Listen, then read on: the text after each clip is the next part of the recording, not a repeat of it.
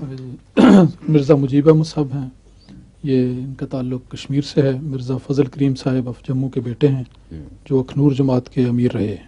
اخنور کے؟ جی۔ اچھا، کس زمانے میں؟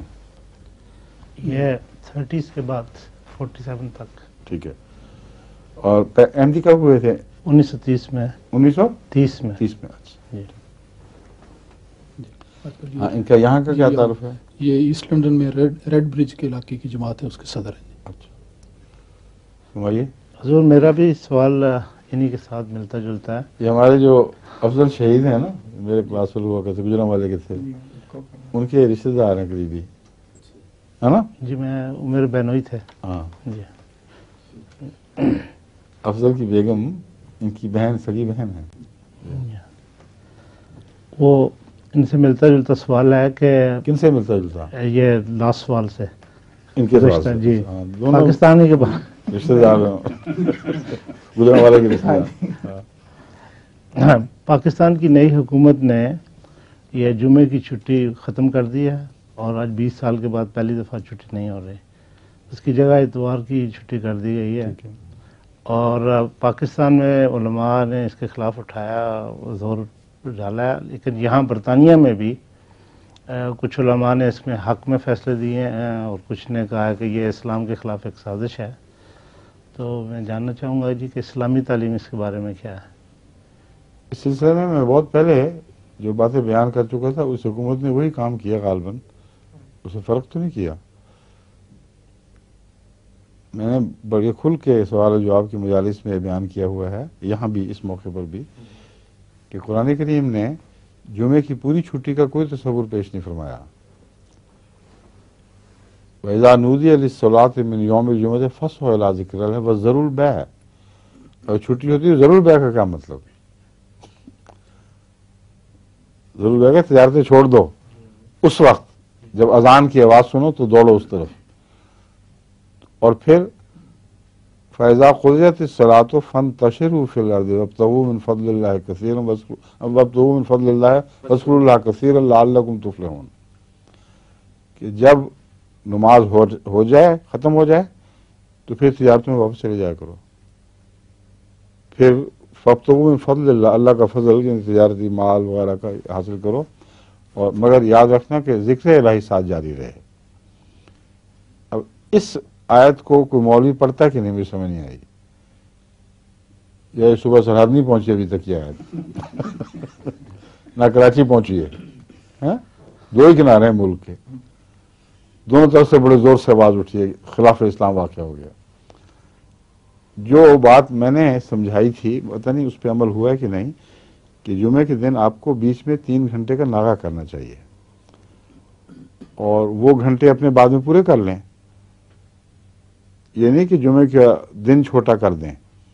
خدا نے یہ فرمایا کہ دوبارہ پھر کام پہ لگو، تو جس طرح اسپین میں ہوتا ہے، اٹلی میں بعض جگہوں پہ، اور پرتگال میں، وہاں یہ مسلسل رواج ہے کہ درمیان میں بہت بڑی چھٹی، آرام کرتے ہیں لوگ، قیلولہ کرتے، شام کو 6 بجے پھر دفتر لگتے ہیں، شام کو شہروں پہ بھی نکلتے ہیں، بزنس کرتے ہیں، اور پھر رات بعض دفعہ 9-10 بجے تک وہ دفتروں میں بیٹھتے ہیں۔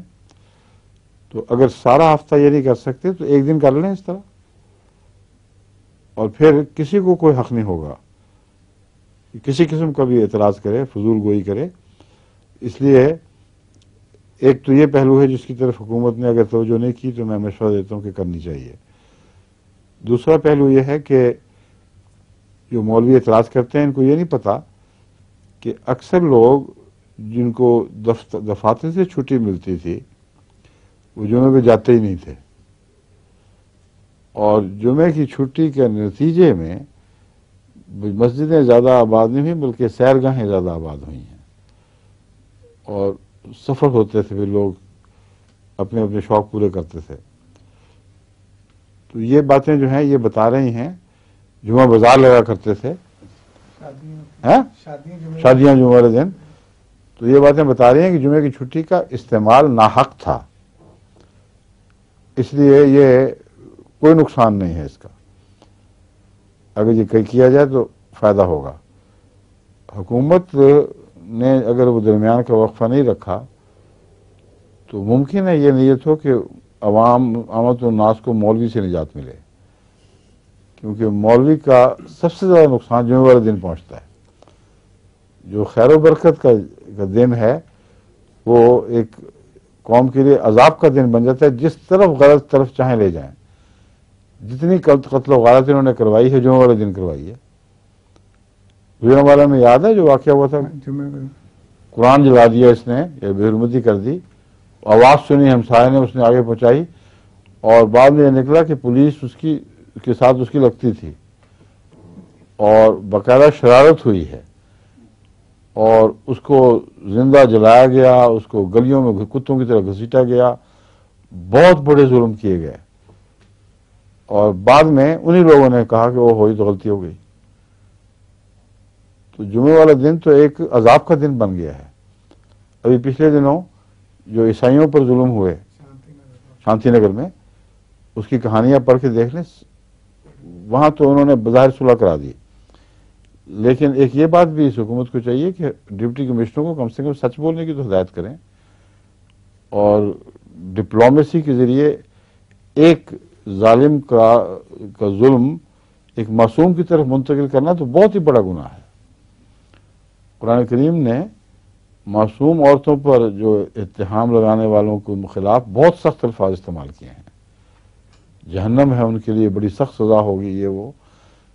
تو یہاں کے ڈپٹی کمشنر ایسے ہیں کہ وہاں شانتی نگر والا علاقہ اکاڑے گئے تھے ڈی سی صاحب کے ساتھ، خانے وال کے وہاں میٹنگ ہوئی باقاعدہ عیسائیوں کے ساتھ، اس میں مولوی بھی شریک ہوئے، اور یہ ان کو اصرار کیا عیسائیوں کو یہ منوانے پر کہ ہم تو بھائی بھائی، یہ احمدیوں نے شرارت کی ہے، اور احمدیوں نے قرآن پھاڑ کر اس پہ بدتمیزی کے الفاظ لکھ کر مسجد میں پھینکے تھے۔ اب عیسائی وہ خود جو شانتی نگر کے عیسائی ہیں، ان کے متعلق جو یہ بیان کیا جا رہا ہے، مختلف رپورٹیں مجھے مل رہی ہیں، ان سے پتہ چلتا ہے کہ وہ پرانے پولیس کے ساتھ مل کر ہر قسم کے کاروبار کرنے والے لوگ تھے، اڈے تھے اوپیم کے، اسمگلنگ کے، ہر طرح کے، اور بڑے چوٹی کے، اور جتنے بھی یہ چوڑے ہوتے ہیں یہ جب پھٹیں تو بہت بڑے بڑے بدماش بنتے ہیں پھر، اس لیے ان کو زوم بھی تھا اپنی بڑائی کا، ایسی تیسی ہم یہ کر دیں گے۔ تو ایک تھانے دار سے وہ اس زوم میں آ کر لڑ پڑے، اور اس کی بے عزتی بھی کی، اور اس کو آنکھیں دکھائیں کہ خبردار۔ بہت طاقتور ہو جاتے ہیں اوپیم والے، یہ دوسرے بھی، اوپیم کی بحث نہیں، جتنی بھی ڈرگز ہیں ہر قسم کی وہاں چلتی تھیں، اس سے بہت سارے علاقے میں ان لوگوں کا ایک گروپ قائم ہو جاتا ہے، دولت کماتے اور بڑا زور۔ تو پیشہ اگرچہ گندگی صاف کرنا تھا، مگر کام ایسے تھے جس کے نتیجے میں دولت بہت تھی۔ تو ان لوگوں نے باوجود اس کے کہ اس قسم کے کاموں میں ملوث ہوتے تھے اور سچائی کا کوئی بہت بلند معیار نہیں تھا، اس موقع پر آ کر انسانیت دکھائی ہے۔ یعنی قابل شرم بات ہے کہ عیسائیت کے وہ نمائندہ جو کردار کے لحاظ سے یہ بیان کیے جاتے ہوں، اللہ بہتر جانتا ہے یہ رپورٹیں سچی ہیں کہ جھوٹی، مگر اگر یہ سچی ہوں تو پھر ان کا کردار ان کے مقابل پر ایک منہ پہ چپیڑ ہے۔ انہوں نے کہا یہ باتیں تم بیوقوفوں والی نہ کرو، ہم احمدیوں کو جانتے ہیں، وہ سچے لوگ ہیں اور صاف لوگ ہیں، کوئی کرائم نہیں ان میں، کوئی جرم نہیں، وہ یہ کر ہی نہیں سکتے، حرکت جو کہتے ہیں وہی کرتے ہیں۔ قرآن کی بے عزتی احمدی کبھی نہیں کر سکتا۔ یہ تم لوگ ہو جنہوں نے یہ پلانٹ کیا ہے وہاں، اور یہ تھانے دار ہے آپ کا جس نے ظلم کروایا ہے۔ بس وہ تھانے دار صاحب جس طرح گجرانوالے میں ہوا تھا، جمعے کے دن عذاب بن گیا لوگوں پر، اور پہلے ایک بے ساختہ شور پڑا ہے، اس کے بعد جمعے والے دن باقاعدہ مسجد سے اعلان کروایا گیا شہر میں کہ جو کچھ ہوا ہے یہ کچھ بھی نہیں۔ اور مولوی صاحب کا دماغ دیکھیں اور کردار کہ میں اعتکاف میں بیٹھا ہوں، اور آج قرآن کی عزت کا سوال پیدا ہو گیا ہے، اس لیے اعتکاف کو میں یوں اٹھا کے پھینکتا ہوں، اس لیے نکلو اور ایک ایک گھر جلا دو عیسائیوں کا۔ قرآن کی تعلیم جو رمضان شریف میں یہ دی جا رہی ہے، اور قوم کو کسی کو خیال نہیں آیا کہ یہ بدبخت ہیں جو قرآن پھاڑ کے پرا پرا کر رہے ہیں. قرآن کے نام پر جو ظلم کرتا ہے اس سے زیادہ قرآن پھاڑنے والا اور بے عزت کرنے والا کوئی نہیں ہو سکتا. اگر پھانسیوں پہ لٹکانا تھا تو ان کو لٹکاتے جنہوں نے یہ حرکت کی اور قرآن کو ذلیل کیا. اور اوپر سے پھر یہ جھوٹ، کافی نہیں تھا ابھی کہ باقاعدہ میٹنگ میں یہ پیش کیا عیسائیوں کے سامنے کہ آؤ اس بات سے ہم صلح کرتے ہیں کہ سب اہم مرزائیوں قادیانیوں کا قصور ہے، نہ تم گناہگار نہ ہم گناہگار. کیونکہ سوال ہی نہیں پیدا ہوتا. ان کا کردار ہر شخص سے بالا ہے.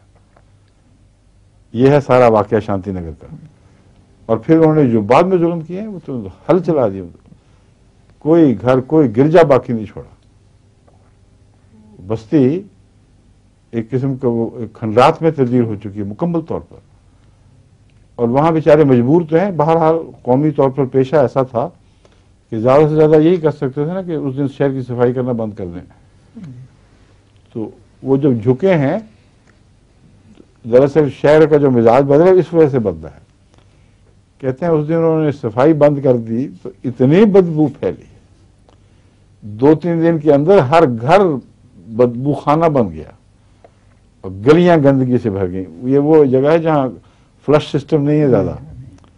پرانے زمانے کو ٹوکریاں بھرنی اور اوپر کب چیز رکھی، کاغذ ڈالے اخبار کے اور لے گئے اس طرح اٹھا کے.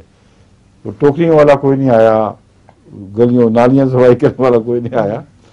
تب ان کو پتہ چلا کہ کتنے یہ مجبور لوگ ہیں جن کے ظلم کر رہے ہیں. وہ اگر 2 دن بھی ان سے بائیکاٹ کریں تو یہ حال ہو جائے گا.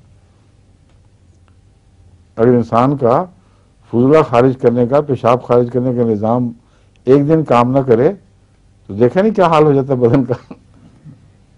بڑا عذاب ہوتا ہے انسان پر. 2 دن پیشاب نہ آئے تو یورک ایسڈ، یوریا بڑھنا جسم کا، اور اس کے علاوہ جو بوجھ پڑتا ہے اس سے لوگوں کی چیخیں نکلتی ہیں اور کیتھیٹر کے ذریعے دوسرے ذرائع سے یا دوائیوں سے پھر پیشاب کو خارج کرتے ہیں. تو یہ 2 دن ان کے نظام شہر پر یہ آفت ٹوٹی کہ جو ان کے گردے اور خارج کرنے والا نظام تھا وہ فیل ہو گئے. تب یہ جھکے ہیں، ورنہ انہوں نے معافیا نہیں مانگنی تھی. میٹنگ میں معافیا مانگی اور یہ شیطانی شوشہ چھڑا کہ احمدیوں کی طرف کر دو تاکہ جو بقیہ ظلم کرنے تھے وہ احمدی گھروں پہ کرتے. اللہ تعالیٰ ان کو جزا دے. اسی وجہ سے خدا کرے ان کی اصلاح ہو جائے کہ انہوں نے کم سے کم ایک اعلیٰ کردار کا نمونہ تو دکھایا ہے. عیسائی ہو کے بظاہر دنیا کے ذلیل ترین پیشے سے تعلق رکھنے والے، جرائم میں ملوث بیان کیے جانے والے، یہاں آ کر مولویوں اور ڈی سی صاحب اور دیگر بڑے بڑے لوگ تھے ان کے سامنے اپنے کردار کا سر اونچا کر گئے. ٹھیک ہے نا؟ آپ کا سوال تھا جی پھر تسلی ہو گئی یا رہتی ہے باقی؟ بالکل ٹھیک ہے. بہت ہاں جی چلیں.